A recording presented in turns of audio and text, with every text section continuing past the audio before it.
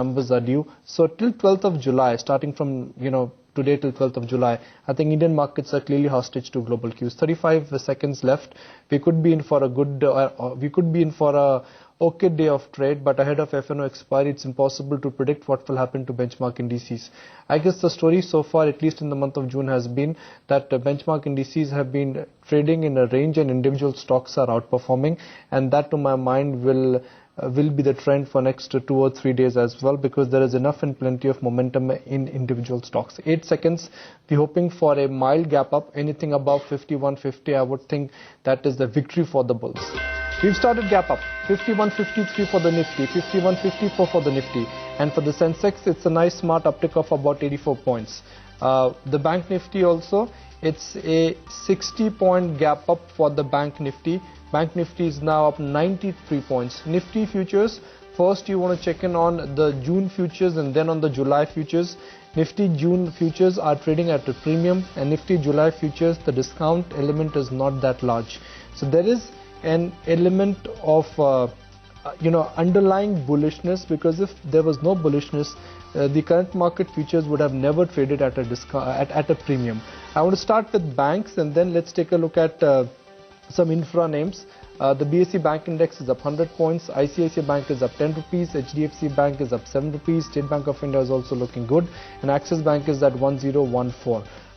Reliance Industries, there's news flow in Reliance Industries. Reliance Industries on Tuesday went up on strong volumes, 728 rupees for Reliance Industries. And last but not the least, you want to check in on auto stocks. Auto stocks are also looking okay. So whichever way I cut, I think markets are looking okay. If we stay above 51.50, 51.40 for the rest of the day, I would say that's a very bullish signal or a sign. Okay, let's just check on Reliance Industries and what the rates are indicating this morning. Remember, they've demanded a threefold hike in the gas prices come 2014, and Reliance has started off with a gain of about 0.5%, in line with what the rest of the market is up to. The Nifty, by the way, is back above 51.50 in trade. The Bank Nifty as well would come up for you on your screens, considering yesterday we saw outperformance from the Bank Nifty, and that is what the early trends this morning as well are indicating. Power companies, they are the ones which are in focus, and in particular Reliance Infrastructure. The Delhi Electricity Regulatory Commission has now hiked the power tariffs in Delhi with effect from July 1st. The commercial prices, they are up 19.5%, and domestic prices are up by 24%. So that is one stock which is going to be in focus. Petronet LNG, they are now looking to operate their 5 million ton Kochi terminal at 20% of capacity due to the delay in commissioning of the pipeline. That is what the newspaper reports are indicating. 140.80 is where Petronet LNG has kick-started the day. More negative news coming in on KFA, and KFA, the stock will just come up for you on your screens. Started off down and it's now shrunk to just about 1310 levels. Godrej Properties, they've launched premium housing projects in Mumbai, and Godrej Properties has started off with a gain of about 0.5% or so. SEC, wherein the debt restructuring plan has now got the CDR sell nod as well. HCL Infosystem, they are looking at hiving off their hardware business into a separate unit. So that as well is a stock which is in focus. And overall, the market, you'd have to say, it's pretty okay. Sure enough, you cannot get away from the range-bound movement, considering we have expiry coming up tomorrow. So when markets are confused, when things are looking slightly messy, perfect time to get some bull talk organized. And for that, let's connect with Jayakumar, Managing Director of Prime Securities. Jakes, morning. Thank you for joining us, Jakes. It's very easy to make a bearish argument, but none of those bearish arguments have made their sense in the last 1 month, because despite a challenging macro environment and a micro environment, Indian markets are holding on. Absolutely. I think, in a sense, the mood is one of extreme caution, bearishness, pessimism, if you will.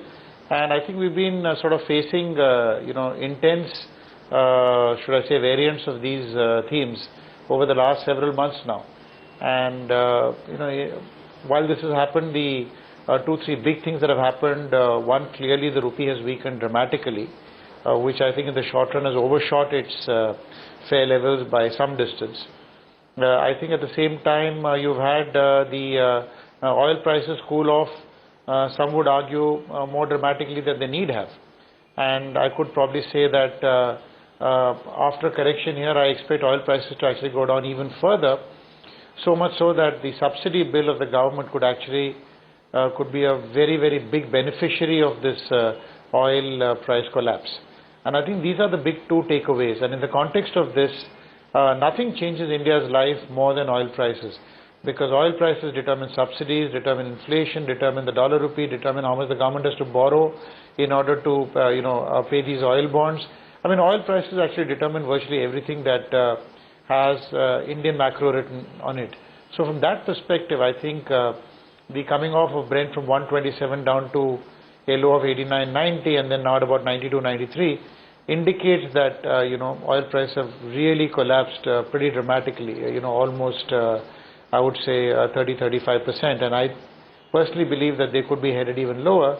Maybe they'll pause here for a bit and then come off. I expect Brent to cool off to maybe about the 80-82 level, and the WTI at about 70-75. JXI morning, do you think the crude cool-off is a trigger enough for us to scale up higher from the current juncture, or do you think the policy deadlock as well as the currency weakness and the RBI inaction to that front is going to scale us back? My personal sense is that the policy inaction may well be a thing of the past. I say this because in the past 6-8 months virtually nothing has been done or said.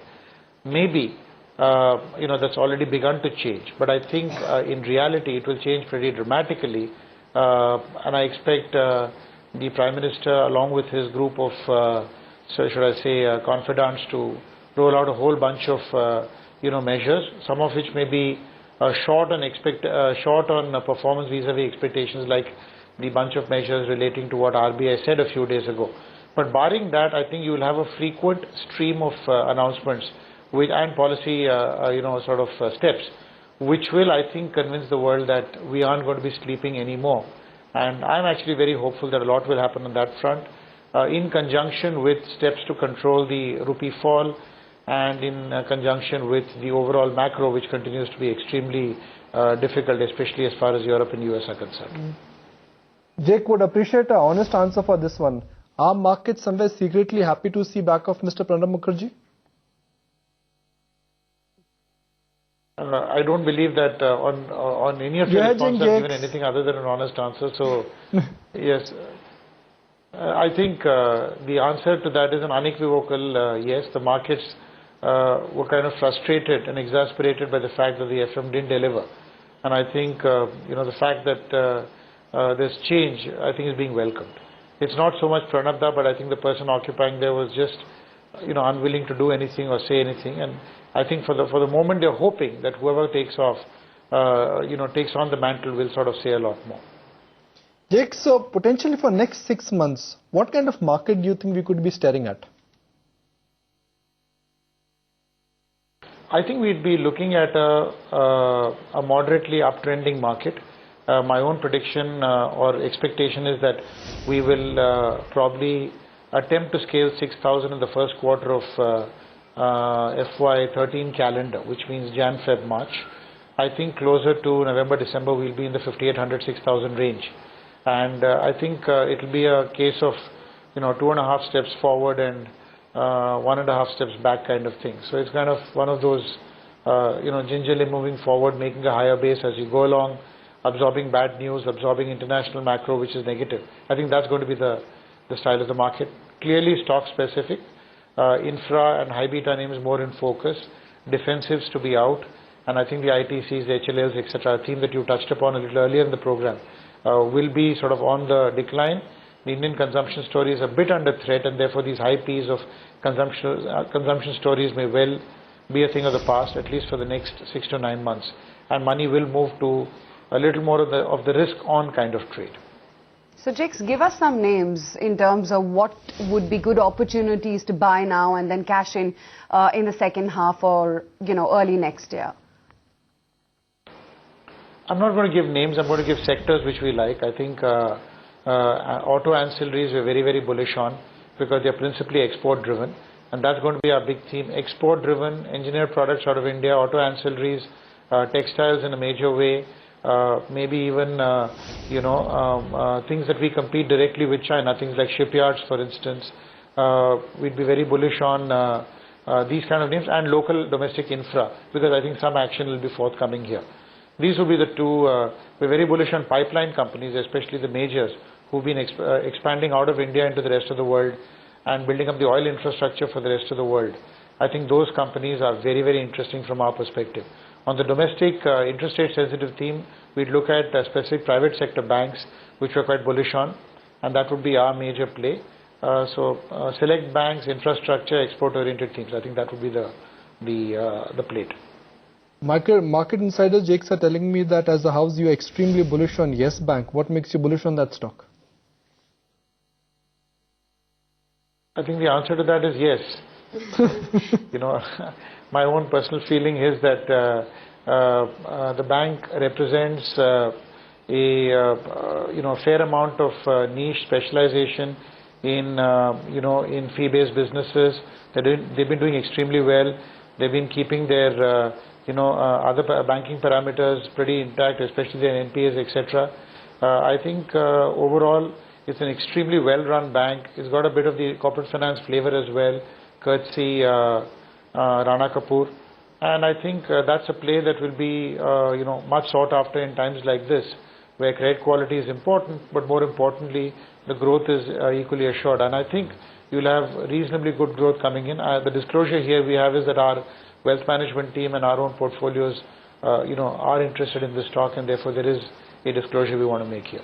Jake, many of our viewers may not recall, but I certainly recall that as a firm, Prime Securities had identified Aban Offshore at about 90 rupees, went up to about 5,000. Which is the next Aban Offshore? Which is the next big multi-bagger you're betting on? Difficult in times like this to put a name like this, but and really it'll be very difficult for me to sort of give one name that may. There are a number of multi-baggers, but some of the pipeline majors, especially the largest pipeline company, Welspun, could be a 2-3 bagger from here over the next 24 months. I mean, this could easily be a 250 rupee story to 300 rupee story. That doesn't make it an Aban in terms of the percentage rise, but those were different times, and I think today something that could double over the next 2.5 years.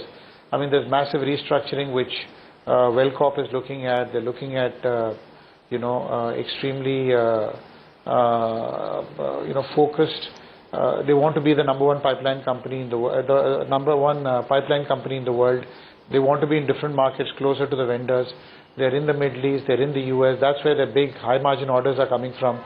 India has been a price sensitive market, and I think all the baggage, things like steel, etc., may well be shed, and this may become a leaner, cash flow positive and high on return ratios company in the next 12 months. And I think the pricing pressures may well be a thing of the past, because the new orders are all very, very good EBITDA margin orders. So I think Wellcorp could be, in that sense, a very good 1.5 year play. Won't surprise me if the stock was closer to 250 rupees, let's say in 18 months from today. Jex, what about the currency picture? Do you think 55 to 60 is a level that we'll have to, learn to deal with, or can we expect any bounce coming in soon? I think the way I would look at it is that the RBI has been over a period of time focusing on certain spaces with telling effect. They focused on the real estate space, and they were dead against the kind of loans that were being disbursed to the real estate space, and that space has got hit periodically over the last several quarters. Similarly with the microfinance space, then came the gold finance space, because they wanted regulations, they wanted all kinds of restrictions on the kind of lending these people could get. Exactly the opposite is their focus, in fact brutal focus if you will, in the last several quarters on exports.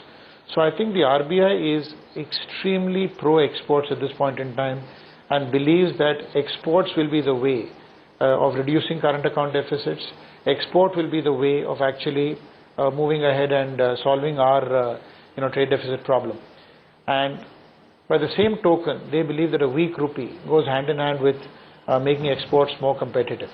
The weak rupee also starts killing demand for oil, etc., and oil prices have also come down, in response to the fact that the major economies have stopped, in a sense, growing as much as they were anticipated in the 7-9% range, etc.